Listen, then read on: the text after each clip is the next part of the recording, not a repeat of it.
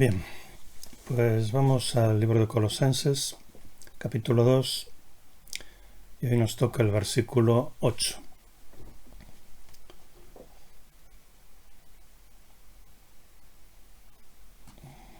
Dice allí: mirad que no haya quien os esclavice. ¿Cómo? Pues por medio de filosofías y huecas sutilezas, según la tradición de los hombres, conforme a las presuposiciones del mundo y no según Cristo. Hoy dividimos este pasaje en dos partes. Una, la esclavitud espiritual, y otra, los medios de esclavitud. Mirad que no haya quien os esclavice. ¿Cómo? ¿Cuáles son los medios? Pues por medio de filosofías y huecas sutilezas, según la tradición de los hombres, conforme a las presuposiciones del mundo y no según Cristo.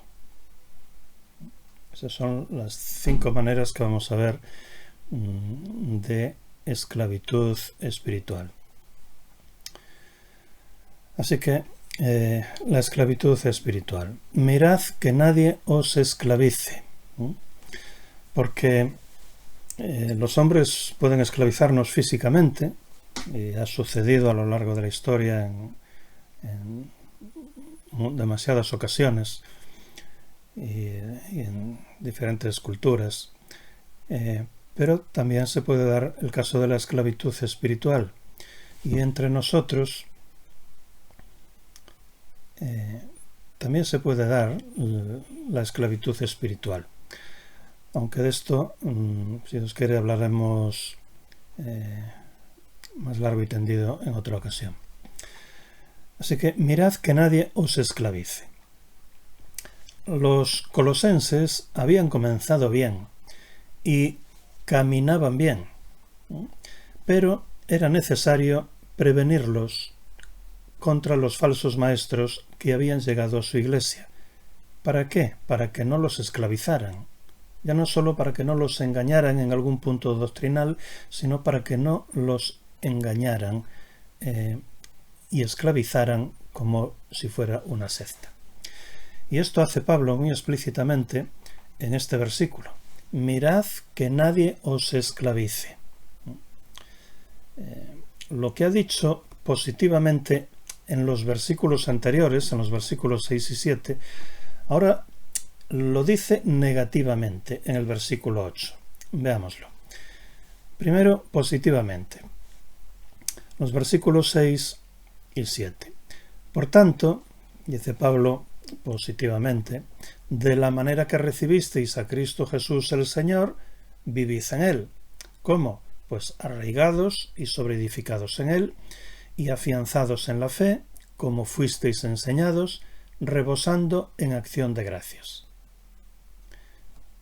Y ahora lo dice de forma negativa. Dice: mirad que no haya quien os esclavice, por medio de filosofías y huecas sutilezas, según la tradición de los hombres, conforme a las presuposiciones del mundo, y no según Cristo. Aquí en no según Cristo vamos a englobar pues cualquier cosa que no sea Cristo. Realmente esta del versículo 8 es ya la segunda advertencia explícita que Pablo hace contra aquellos falsos maestros. Porque, os acordaréis, ya en el versículo 4 había advertido acerca del peligro de escuchar sus razonamientos persuasivos. Dice: digo esto para que nadie os engañe con sofismas. ¿Os acordáis lo que es un sofisma? Es un razonamiento falso. Eso es un sofisma. Digo esto para que nadie os engañe con sofismas. Ahora, Pablo nos repite la advertencia del versículo 4, pero de una forma más amplia y además más seria, bastante más seria. En vez de señalarnos el peligro del lenguaje, de los sofismas, el peligro del lenguaje de los falsos maestros, nos señala el peligro de todo su sistema de pensamiento, sus filosofías y huecas sutilezas. En vez de advertirnos sobre el peligro de ser engañados, ahora nos advierte sobre el peligro mucho mayor de acabar siendo esclavizados. Primero engañados, ahora esclavizados. La Reina Valera del 60 traduce los dos verbos como engañar, pero en el texto original griego son palabras diferentes.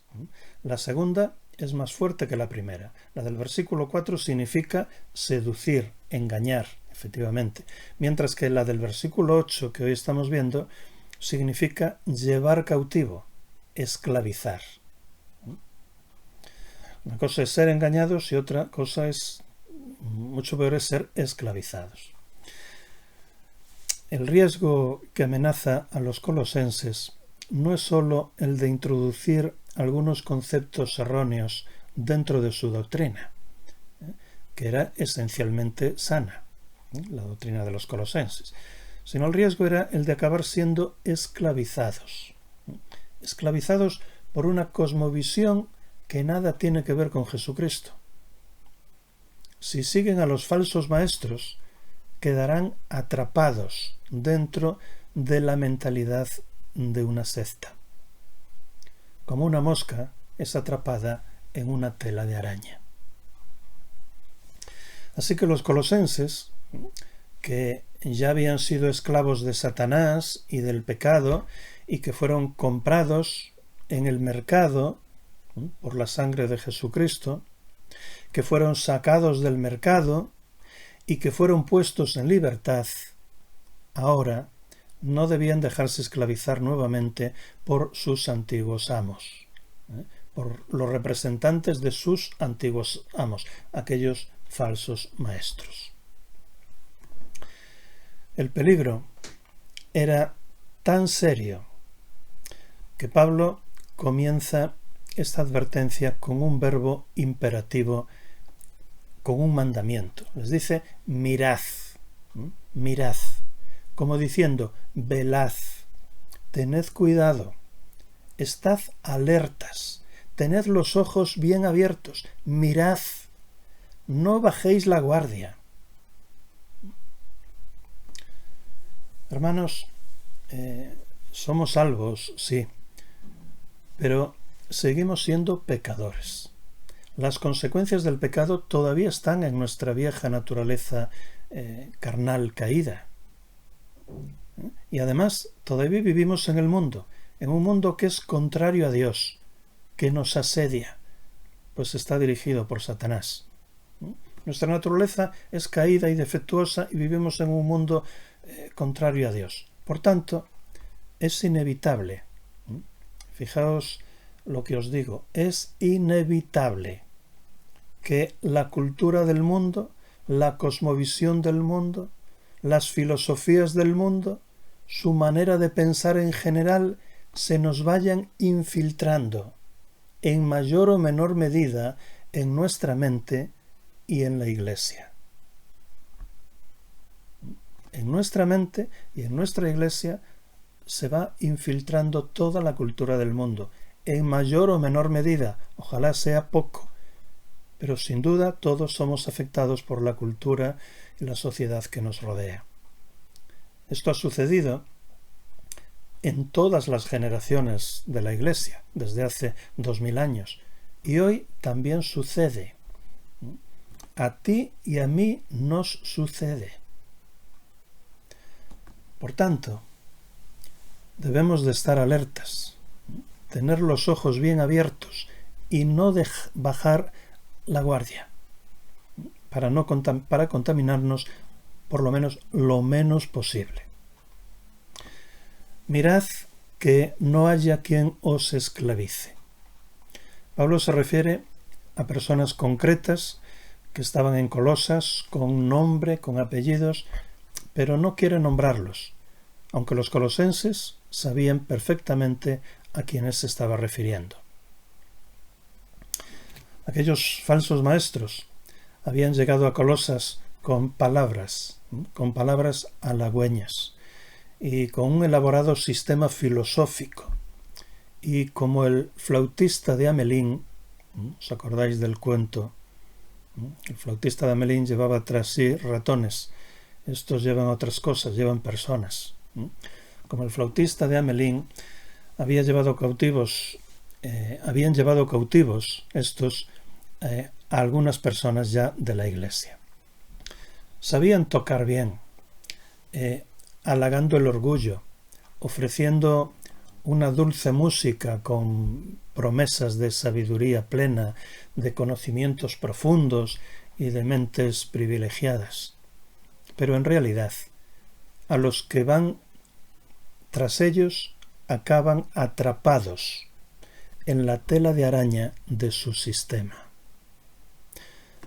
Habiendo saboreado un poco de la herencia de los santos en la luz, como nos dice Colosenses 1, 12 y 13, vuelven ahora al tiránico dominio de las tinieblas. Habiendo disfrutado un poco de la libertad gloriosa de los hijos de Dios, como nos dice Romanos 8:21, vuelven ahora a someterse a las esclavitudes necias del legalismo humano. Sigamos pues, hermanos, la exhortación que Pablo nos hace en Gálatas 5:1, donde dice: para libertad Cristo nos libertó. Para libertad Cristo nos libertó. Estad pues firmes y no os dejéis sujetar nuevamente al yugo de esclavitud. Otras advertencias similares las encontramos a lo largo de toda la Biblia, porque este es un tema muy serio, que a veces soslayamos, pero es un tema que se repite a lo largo de toda la Biblia, especialmente del Nuevo Testamento. Fijaos otras advertencias similares contra los falsos maestros. Mateo 7:15. Dice allí el Señor: guardaos de los falsos profetas, que vienen a vosotros vestidos con pieles de ovejas, pero por dentro son lobos rapaces, es decir, lobos feroces, sanguinarios. Y en Mateo 16:6 y 11:12 dice: Jesús les dijo a sus discípulos: cuidaos y guardaos de la levadura de los fariseos y saduceos. Guardaos de la levadura de los fariseos y saduceos. Y los discípulos pensaron que se refería a la levadura de hacer el pan. Y entonces el Señor les dice en el versículo 11: pero ¿cómo no entendéis que no os hablo acerca de panes? ¿Cómo no entendéis que no os hablo acerca de panes? Guardaos de la levadura de los fariseos y saduceos. Y entonces entendieron que no les decía que se guardaran de la levadura de los panes, sino de la enseñanza de los fariseos y saduceos. Porque la falsa enseñanza tiene el mismo efecto que un poquito de levadura sobre la masa de pan. Una pequeña falsa enseñanza corrompe toda la doctrina, como cuando una pequeña ficha de dominó hace caer a todas las demás. Una cosa siempre lleva a otra, un error lleva a otro. Así que hay que tener cuidado incluso con los pequeños errores.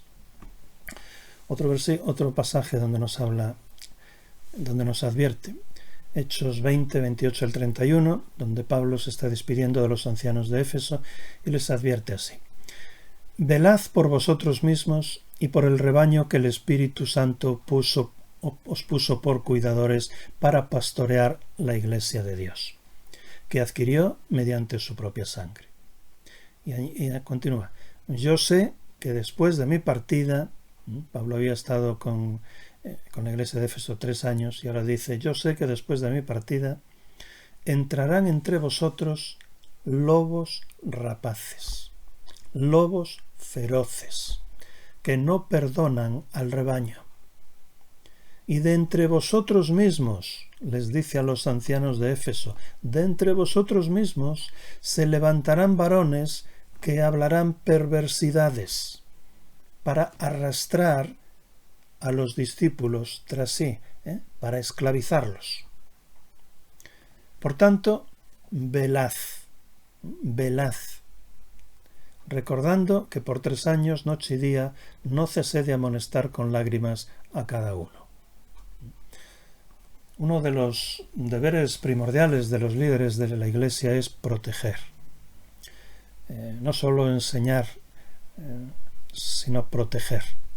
Proteger al rebaño de los lobos y los hombres perversos que atacan al rebaño para arrastrarlos y llevarlos cautivos como esclavos.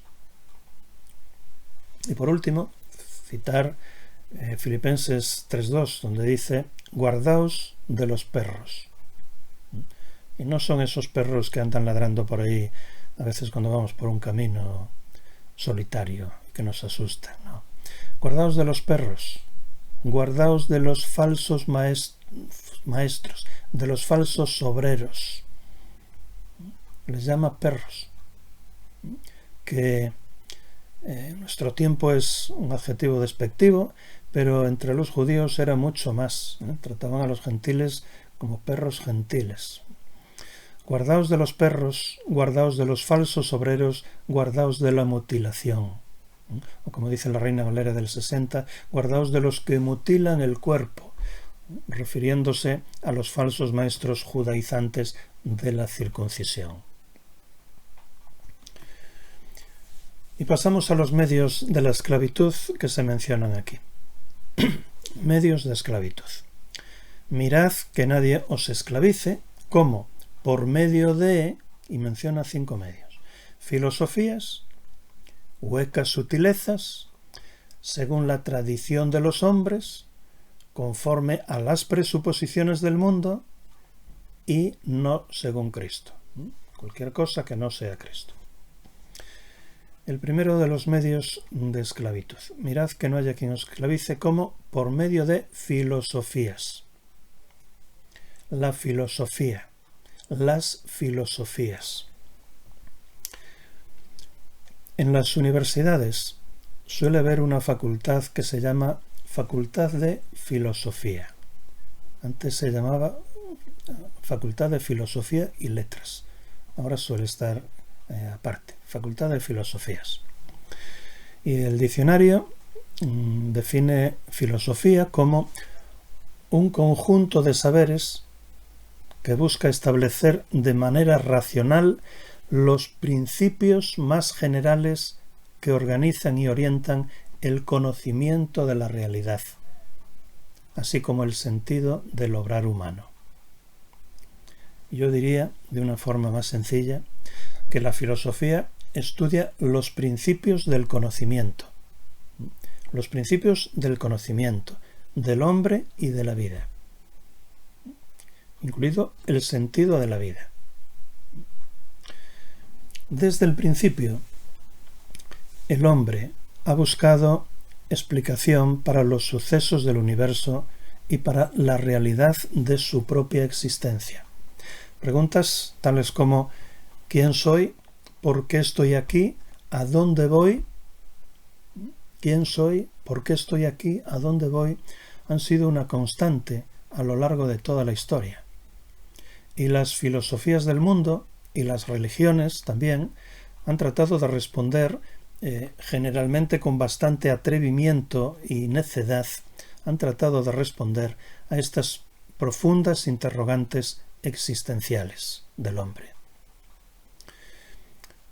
Puesto que cada persona, tú y yo también, tiene su propia visión del mundo, podríamos decir que cada persona es ya un filósofo en sí mismo, porque cada persona tiene su propia filosofía del mundo y de su existencia, de su vida.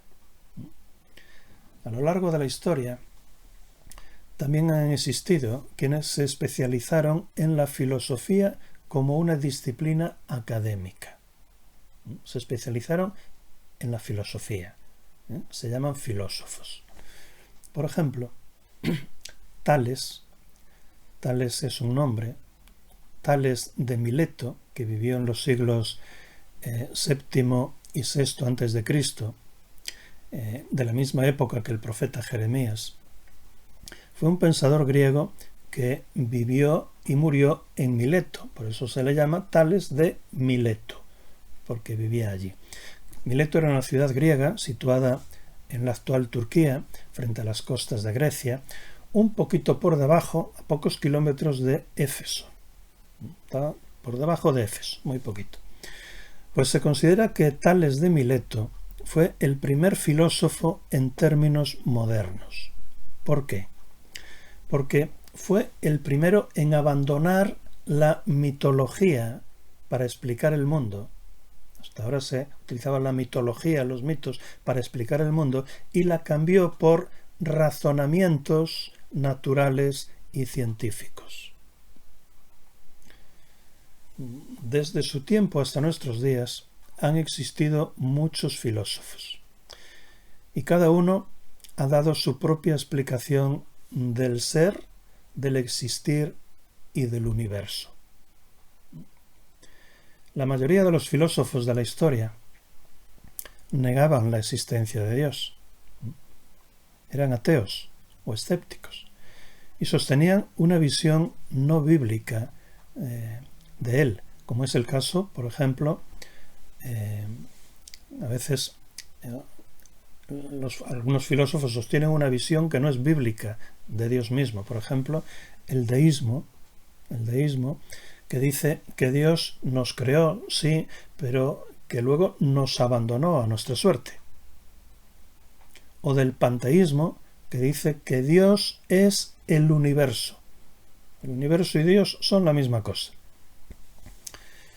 Pues el esfuerzo filosófico de estos hombres no regenerados, no salvados, en su desesperada búsqueda de la verdad, de una verdad absoluta, pero aparte de Dios, resultó ser de una experiencia frustrante y desesperante para ellos mismos. Porque el hombre, como sabemos, no puede empezar el camino en sí mismo y pretender llegar a la realidad última de las cosas sin tener en cuenta a Dios, ¿verdad? Pablo pensaba esto mismo. Pensaba que la verdad última no se descubre mediante el empirismo, es decir, la experiencia, ni el racionalismo, la razón. Por eso escribió en 1 Corintios 2:9, diciendo: cosas que ojo no vio, ni oído oyó, es decir, la experiencia, ni han subido en corazón de hombre, es decir, la razón, son las que Dios ha preparado para los que le aman. Los que le aman, los que le amamos, sí podemos llegar mucho más allá que los filósofos racionalistas de este mundo. David Hume, filósofo británico del siglo XVII, al final resumió toda una vida dedicada al pensamiento filosófico con estas palabras. Dijo: estoy aterrado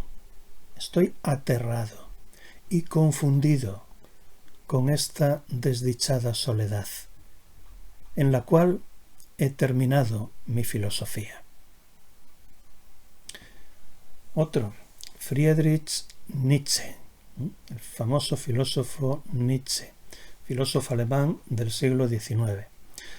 Él hablaba con mucho desdén, con desprecio del cristianismo, refiriéndose a él como una religión para los débiles. Él fue uno de los primeros en proclamar que Dios había muerto. Dijo su famosa frase: Dios ha muerto. Con todo, nunca pudo vivir de manera consecuente con su propia filosofía, hasta el punto de que en cierta ocasión, en su desesperación, escribió: ¡ay de mí! ¡Ayúdame, locura! Escribió: ¡ay de mí! ayúdame, locura. Deseó que la locura, cual droga, lo evadiera de sus pensamientos y de sus razonamientos. Y efectivamente, de manera trágica, a Nietzsche se le concedió su deseo, pues pasó los últimos 11 años de su vida loco. Uno de los principales filósofos del siglo XX, ya nos estamos acercando a nuestro tiempo, fue el existencialista francés Jean-Paul Sartre, que nació en 1905 y murió en 1980, anteayer prácticamente. Y él era ateo. Haciendo un paréntesis, decir que su pareja, por cierto, fue Simone de Beauvoir, que nació en 1908 y falleció en 1986, antes de ayer también. Y también era filósofa y escribió un libro, El segundo sexo. Y este libro, El segundo sexo, es fundamental en la historia y desarrollo del actual feminismo. Un tema muy de actualidad que hemos de tratar próximamente, si Dios quiere, la nueva ideología de género, una filosofía del mundo que en su errático y ciego deambular va de aquí para allá como gallo sin cabeza. Cerramos el paréntesis. Pues Sartre, en su novela Náusea, que ya el título está muy bien escogido, por cierto, Náusea, pues él mismo es su protagonista. El protagonista de esa novela era Roquentin. Pues Roquentin dice, Sartre dice, todo lo que existe surgió sin razón. Continúa viviendo en debilidad y muere por accidente. ¡Qué panorama de la vida! Roquentin expresa la creencia de Sartre de que, aparte de Dios, el hombre carece por completo de sentido. El hombre es un extraño para sí mismo y el hombre es un extraño también en el universo, insignificante e injustificable. Absurdo en el sentido más simple, pues no hay razón suficiente para explicar por qué él mismo o su universo existen. Vaya panorama filosófico, vano y perdido en la inmensidad del universo. Vaya panorama. Pero efectivamente, esa es la única conclusión lógica y honesta a la que se puede llegar si se excluye de la ecuación a Dios, ¿verdad? Sin Dios, ese razonamiento de Sartre es el único, ese razonamiento desesperante al que se puede llegar. Y no se le puede encontrar a Dios sentido aparte, al mundo y a la vida sentido aparte de Dios. Tanto pensar para llegar a esa conclusión. Y una conclusión cierta, pero que no les lleva precisamente a Dios. La rebelión del hombre contra Dios ha llevado a una frustrante desesperación y al borde de la locura. Como dice el apóstol Pablo en Romanos 1, 21 al 25, dice, pues habiendo conocido a Dios como a través de la revelación natural, a través de la creación que nos rodea, habiendo conocido a Dios, no le glorificaron como a Dios, ni le dieron gracias, sino que se envanecieron en sus razonamientos, y su necio corazón fue entenebrecido. Profesando ser sabios, porque los filósofos se profesan ser sabios, profesando ser sabios se hicieron necios, y cambiaron la gloria del Dios incorruptible en semejanza de imagen de hombre corruptible, de aves y de cuadrúpedos y de reptiles. Por esto Dios los abandonó en las concupiscencias de sus corazones, a la inmundicia, para que entre ellos deshonren sus propios cuerpos. Estos cambiaron la verdad de Dios por la mentira, y reverenciaron y sirvieron a la criatura antes que el Creador, efectivamente, el cual es bendito por los siglos de los siglos. Amén. Al sacar a Dios y a su revelación del panorama, la filosofía moderna, sobre todo, hundió al hombre en el abismo de la oscuridad más absoluta y en la desesperación. La ciudad de Colosas, que estaba a unos 180 kilómetros de Éfeso y de Mileto, estaba a la misma distancia de las dos ciudades, porque Mileto estaba por debajo, un poquito por debajo de Éfeso. La ciudad de Colosas también contaba con sus propios filósofos griegos, la filosofía griega, tan importante, mucho más importante que la romana, la cultura griega, mucho más importante que la romana.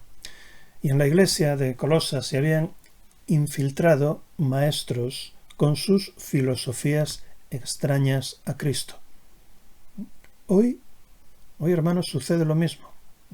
A lo largo de toda la existencia de la iglesia ha tenido que batallar permanentemente para mantener su pureza doctrinal. La gran preocupación de Pablo era que los colosenses no contaminaran su pureza doctrinal en la que habían sido enseñados por Epafras.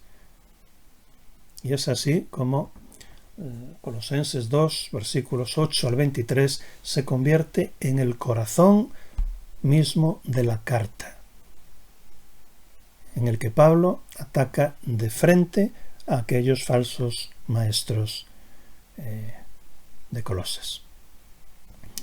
Como ya hemos visto, como ya hemos dicho, Pablo no nombra la herejía concreta que amenazaba a los colosenses, pero podemos reconstruir dichos dogmas a partir de este pasaje de Colosenses 2, 8 al 23.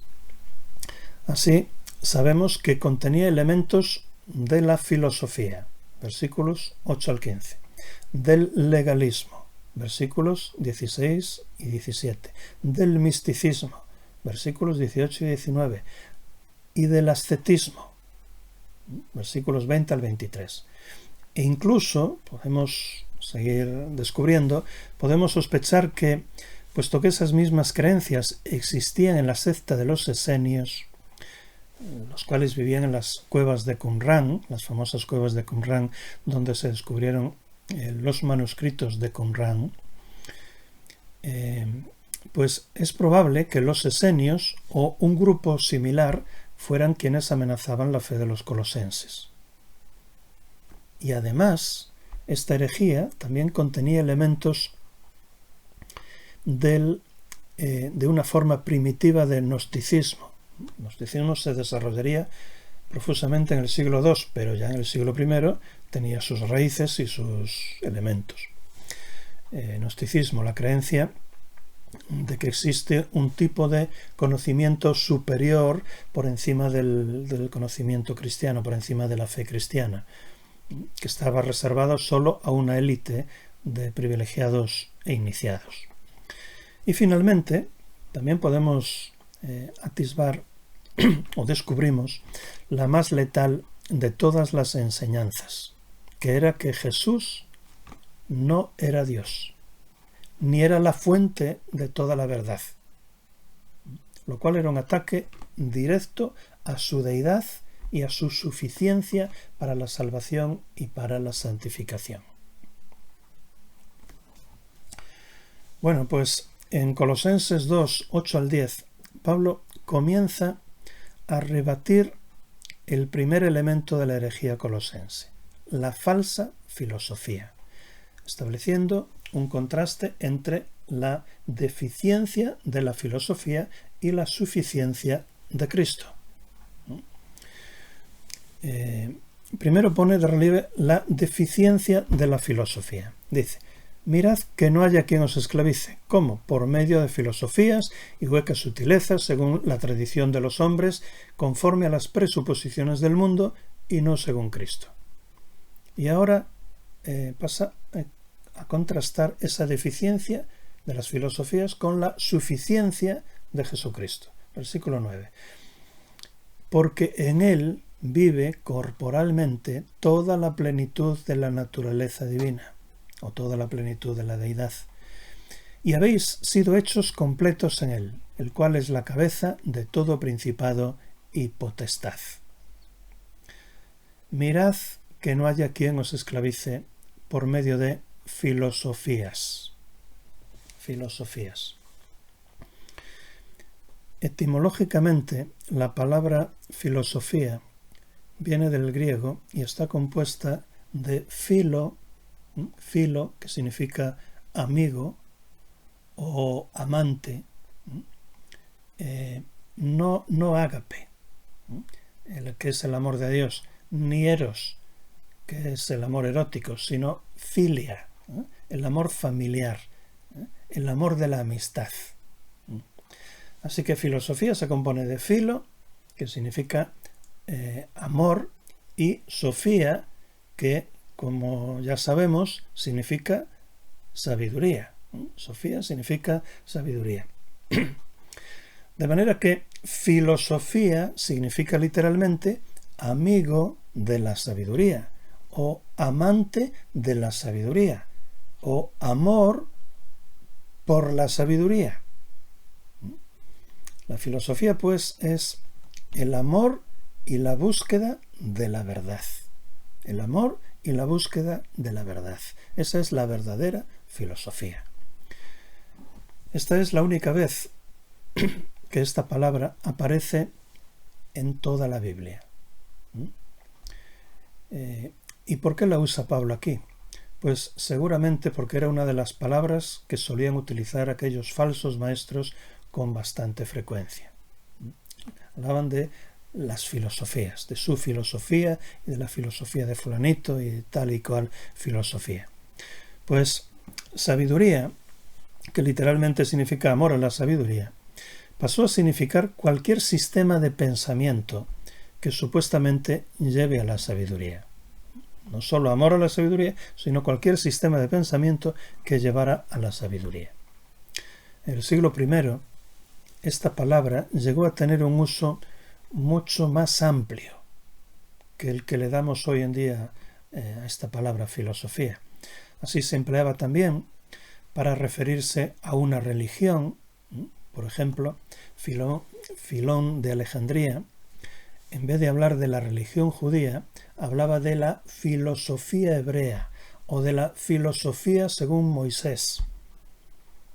Y también se usaba para referirse incluso a las diversas sectas dentro de una religión. Por ejemplo, Flavio Josefo dice: hay 3 tipos de filosofías entre los judíos. Los seguidores de la primera escuela son los llamados fariseos, los de la segunda saduceos y los de la tercera esenios. Dice este historiador. Así pues, la palabra filosofía tenía un significado entonces mucho más amplio que el que tiene hoy en nuestros días, pues incluía a toda clase de pensamiento, ya fuera secular o religioso, teórico o práctico, intelectual o supersticioso. Cualquier sistema de pensamiento se decía que era una filosofía. Los creyentes en Cristo, hermanos, amamos la sabiduría. La Biblia exalta la sabiduría. No hay más que leer el libro de Proverbios. La Biblia exalta la sabiduría. Y los creyentes amamos la sabiduría y deseamos ser cada vez más sabios. Por tanto, no practicamos el oscurantismo. Nuestro lema es el de 1 de Tesalonicenses 5:21. Examinadlo todo y retened lo bueno. Ese es nuestro lema. Examinarlo todo y retener lo bueno. Así pues, en principio, no vemos nada malo en el concepto de filosofía, amor a la sabiduría. La Biblia no es contraria a la sabiduría y al conocimiento. Todo lo contrario. A lo que es extraña la Biblia es a la arrogancia humana como fuente de ellos. Eso sí. Lo que ocurre es que hay filosofías buenas y filosofías malas. Hay sistemas de pensamiento que honran a Dios y sistemas que prescinden de Dios, que no quieren saber nada de Él. Hay ciencia que es verdadera y hay una pseudociencia, una ciencia falsa. Acordaos de lo que dice Pablo a Timoteo en 1 de Timoteo 6, 20 y 21. Le dice: oh Timoteo, guarda el depósito. Oh Timoteo, guarda, le encarga encarecidamente, guarda el depósito, Timoteo, evitando pláticas vanas y profanas y las opiniones contradictorias de la falsamente llamada ciencia, la cual profesando algunos erraron el blanco acerca de la fe. Pues lo mismo ocurre hoy. Por muy brillante que sea la elaboración de una idea, es falsa si se basa en premisas erróneas.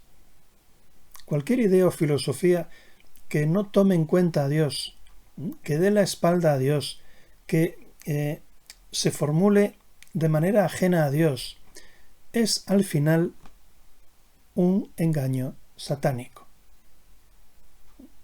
Pablo no se opone aquí al amor a la sabiduría, por supuesto, sino a aquellas ideas y doctrinas de su día que, pretendiendo conducir a la sabiduría, no eran más que necedades y falsedades, que no conducían a nada bueno, porque no querían saber nada de Dios, porque enseñaban a otro Dios o porque distorsionaban al Dios verdadero.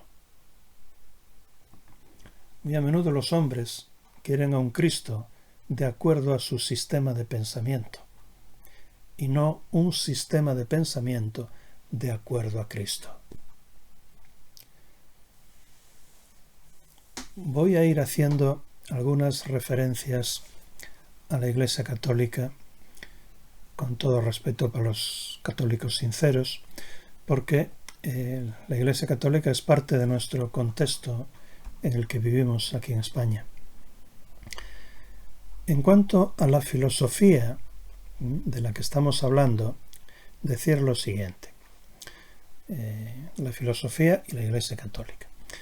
El papel de la filosofía aristotélica.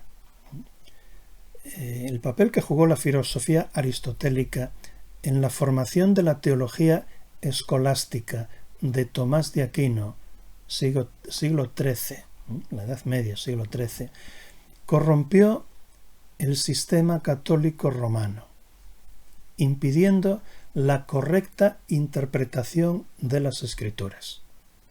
¿Cómo hizo esto? ¿Cómo lo hizo? Pues en esa mezcla de agua con vino, siendo el vino la Biblia y el agua la tradición, o la razón a través de la tradición, en esa mezcla de agua con vino que menciona Tomás de Aquino, y que aún él protestaba diciendo que no era solo mezclar agua con vino, sino que era convertir agua en vino, como en las bodas de Caná. Utiliza el pasaje de las bodas de Caná. Decía, es decir, igualar la tradición o la razón a través de la tradición a la Biblia como fuente de revelación de Dios. Esa es la conclusión a la que llegaba, lo cual es crasa herejía. Igualar el razonamiento de los hombres corrompido por el pecado a la santa revelación de Dios es una herejía de las gordas. Y así les fue. Hoy la Iglesia Católica Romana tiene un enorme cuerpo de doctrina tradicional añadida a la palabra de Dios e igual a ella. No por debajo de la palabra de Dios, sino al mismo nivel. similar a la tradición judía que el Señor tanto y tanto condenó. Dijo Tomás de Aquino: los que en la Sagrada Doctrina utilizan los argumentos filosóficos sometiéndolos a la fe, hasta ahí bien. Los argumentos filosóficos, el razonamiento humano, hay que utilizarlo para interpretar la palabra de Dios, pero por debajo de ella, sometiéndolos a la fe. Los que en la Sagrada Doctrina utilizan los argumentos filosóficos sometiéndolos a la fe, no mezclan vino con agua, dice él, sino que convierten el agua en vino. Convierten los razonamientos filosóficos en vino, en palabra de Dios, entre comillas. Esto sí que es una gran herejía. La fe, hermanos, no excluye a la razón, por supuesto que no, sino que la razón ayuda a la fe. Pero el agua de la razón no se convierte en el vino de la fe. No confundamos. No podemos poner a la razón a la misma altura que la fe, que la palabra de Dios. La tradición de la Iglesia, que recoge, cuando hablamos de tradición, hablamos de que la tradición recoge todos los razonamientos eclesiales a lo largo de la historia. Pues la tradición de la Iglesia no puede ponerse a la misma altura de la palabra de Dios, como hacen los católicos, porque eso es una igualación indecente que han puesto en negro sobre blanco, por escrito, en el Concilio Vaticano II. Y eso es una premisa falsa que conduce a un inevitable error tras otro. Partiendo de ese error, se caen todas las demás fichas del dominó. Un error, aunque sea pequeño, y esto es gordo, conduce siempre a otros errores muchas veces mucho mayores. Vamos a concluir aquí por hoy. Por tanto, mirad que no haya quien os esclavice. ¿Cómo? Por medio de filosofías y huecas sutilezas, según la tradición de los hombres, conforme a las presuposiciones del mundo y no según Cristo. Amén.